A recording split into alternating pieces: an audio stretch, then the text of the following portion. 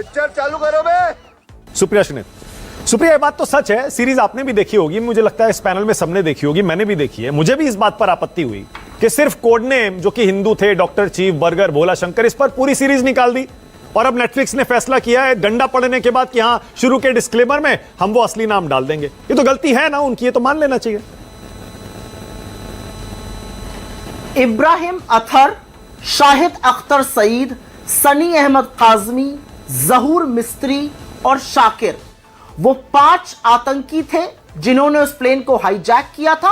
बिल्कुल इनके नाम सार्वजनिक करने चाहिए, लेकिन एमईए की वेबसाइट, गवर्नमेंट ऑफ इंडिया के गैजेटेड डॉक्यूमेंट्स भी बताते हैं कि चीफ, डॉक्टर, भोला शंकर और बर्गर नाम से भी वो एक दूसरे को कोड नेम में रेफर करते थे। बिल्कुल बताना चाहिए दुनिया को कि ये 5 आतंकी सिर्फ इनके नाम ही नहीं, ये सारे के सारे पाकिस्तान के थे, ये भी बताना चाहिए। बात तो सही है।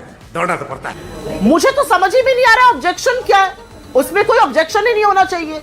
ये बवाल इसलिए मच रहा है क्योंकि सरकार की कमजोरी दिख रही है। पता चल रहा है कि कैसे दुर्दांत आतंकवादी, चाहे वो मसूद अजहर हो, मुश्ताक अहमद जरगर हो या अहमद उमर सईद हो, उनको रिहा किया गया और उसके बाद उन्होंने क्या अंजाम दिया, इस दुनिया में क्या क्या किया, कितने लोगों को मौत के घाट उतारा, वो सबको पता है। चाहे वो 2001 का पार्लियामेंट का अटैक हो, 2002 में डैनियल पर्ल की अगवा करके हत्या हो, 2008 का 26/11 मुंबई का हो, चाहे वो 2019 का पुलवामा हो, चाहे वो पठानकोट हो। इस बात में चर्चा क्यों नहीं हो रही है? इन लोगों को रिहा किया गया, इन्होंने विश्व में निर्दोषों को मौत के घाट उतारा।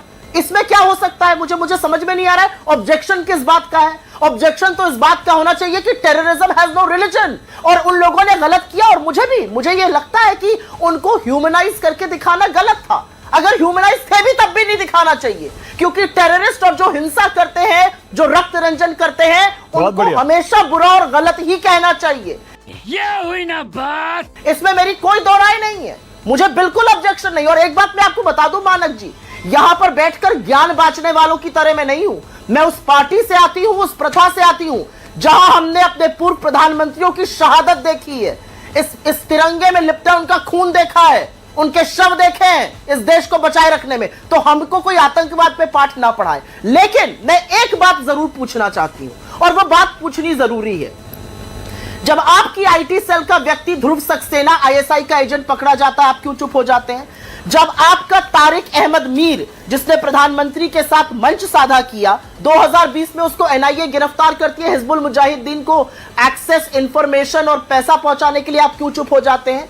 आप तालिब हुसैनी शाह पर क्यों चुप हो जाते हैं, जिसको पकड़ा गया रईसी के लोग ने 2022 में पकड़ा, आपकी आईटी सेल का मेंबर था। आप सैफुल्लाह दुर्दांत आतंकवादी को टिकट देते हैं, आप आसिया अंद्राबी को बेटी बचाओ बेटी पढ़ाओ का चेहरा बनाते हैं, जो पाकिस्तान जाकर ट्रेनिंग लेकर आती है। आप दाऊद की पत्नी को वो बेधड़क होकर बंबई घूमकर चली जाती है। आप आईएसआई को पठानकोट आने कैसे देते हैं? You're right, bro.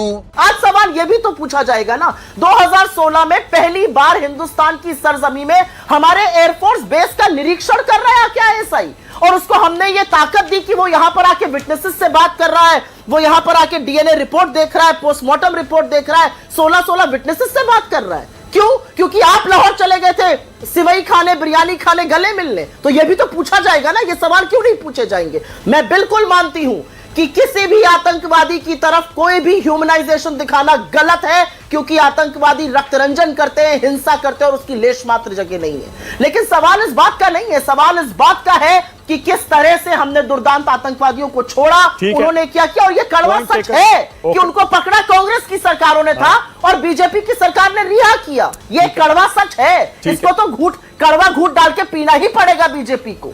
हाँ भाई, कैसी लगी आगे स्वाद? ओके सुप्रिया, मैं आपकी दाद दे रहा हूं, आपने बहुत ईमानदारी से अपनी बात कही है और आपने ये माना है कि हाँ, इस फिल्म में उनको ह्यूमनाइज करके दिखाने की कोशिश की गई है, पाकिस्तान आईएसआई का रोल कम करके दिखाया है।